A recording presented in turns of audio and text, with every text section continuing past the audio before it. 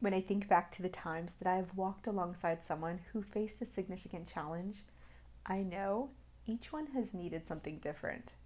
The path that they need to take in order to define their life from the firm stand of wholeness versus the constant change of brokenness will vary based off of infinite personal factors. Because of this, I cannot answer the question, what do they need, with absolute certainty.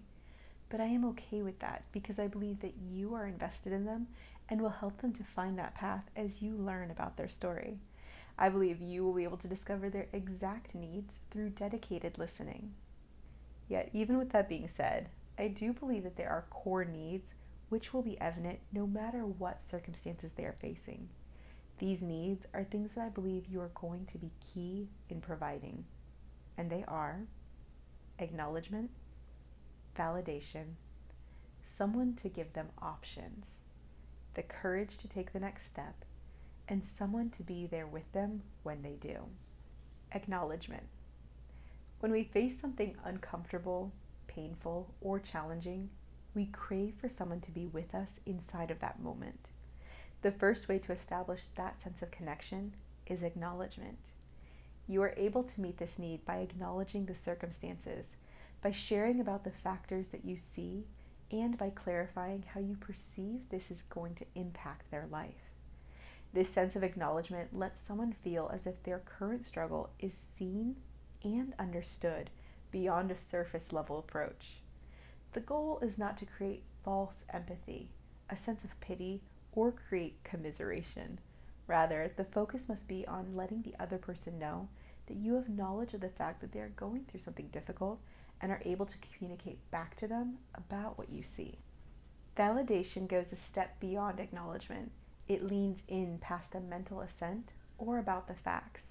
We have now entered into the intangible space of feelings. The need for validation offers room for connection. When we express that another's thoughts, feelings, or emotions are valid, we allow them to feel understood.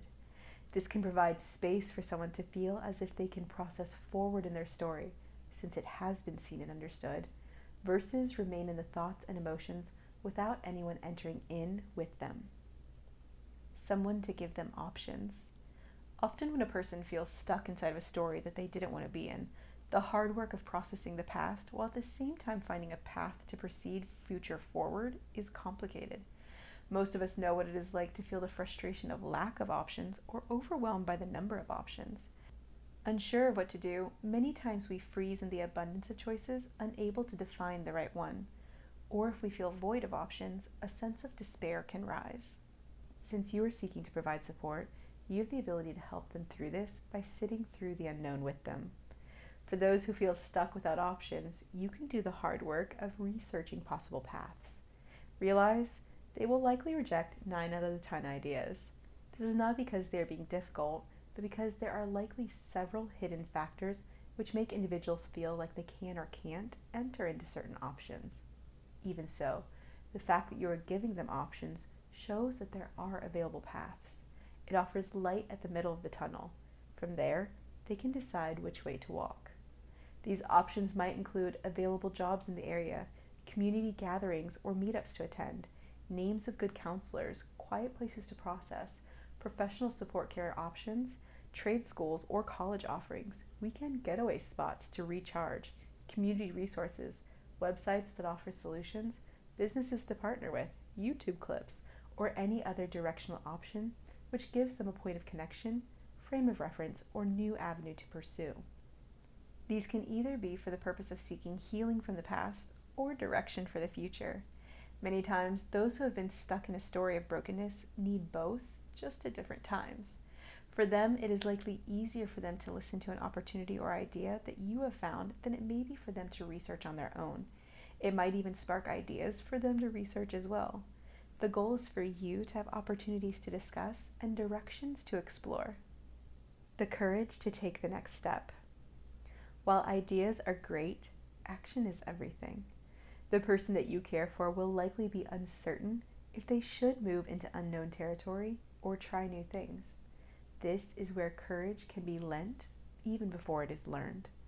The more that you can invest a sense of hope, encouragement, and care for them, As they process what it will be like to take action, the more likely that they are to move towards positive action. Someone to be there when they do. There is nothing like having someone with you when you are entering into the new. The idea of having someone be with you to catch you when you fall or celebrate with you when you are victorious makes the unknown easier to face. Why? Because either way, you experience it together. Though the risk is their own, the journey is shared. This provides the backing and support for continuous forward motion. This is how stories progress with forward motion and can shift away from brokenness as the narrator and into defined choices as the emerging pathway. And I believe that each of these are the things that we all need, no matter the chapters in our story.